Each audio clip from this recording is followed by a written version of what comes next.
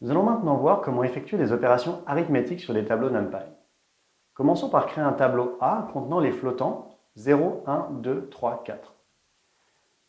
Il est possible en une instruction d'ajouter un nombre à tous les éléments de A.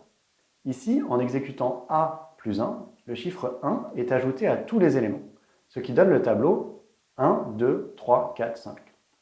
De la même manière, il est possible de multiplier tous les éléments d'un tableau par un nombre.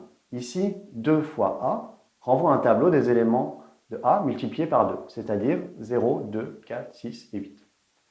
Enfin, il est possible de calculer une puissance à l'aide de l'instruction étoile étoile.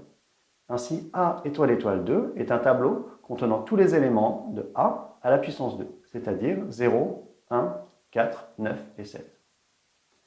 Continuons avec l'arithmétique des tableaux NumPy. Nous définissons un nouveau tableau. A contenant les flottants 0, 1, 2, 3, 4.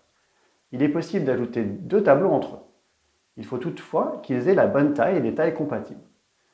C'est en particulier le cas lorsque les deux tableaux ont exactement la même taille.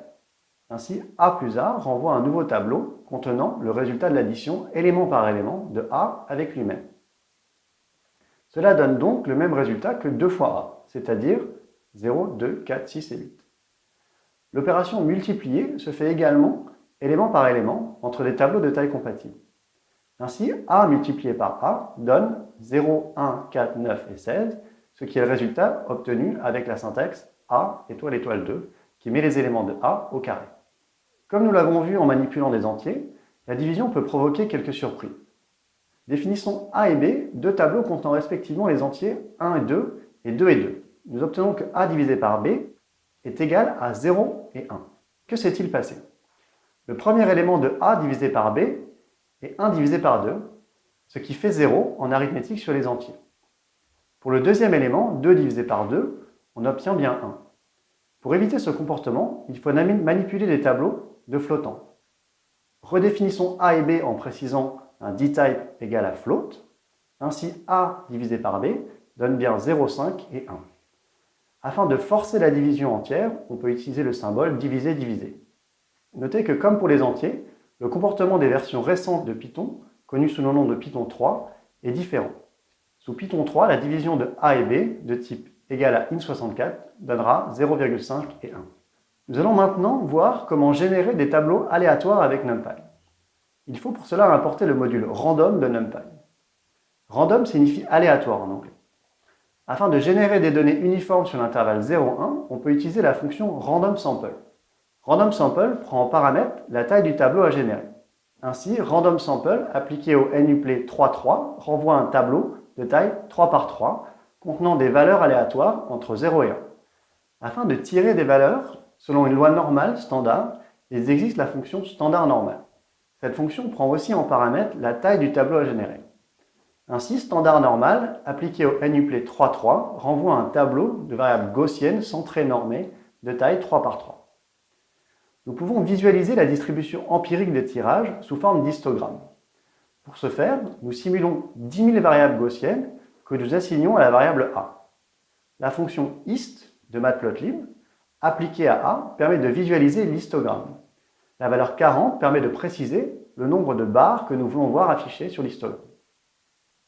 Continuons notre exploration des tirages aléatoires avec NumPy en générant un tableau C de taille 32 par 32 contenant des variables gaussiennes. Nous pouvons interpréter C comme une image de 32 x 32 pixels. Et on peut ainsi la visualiser avec Matplotlib.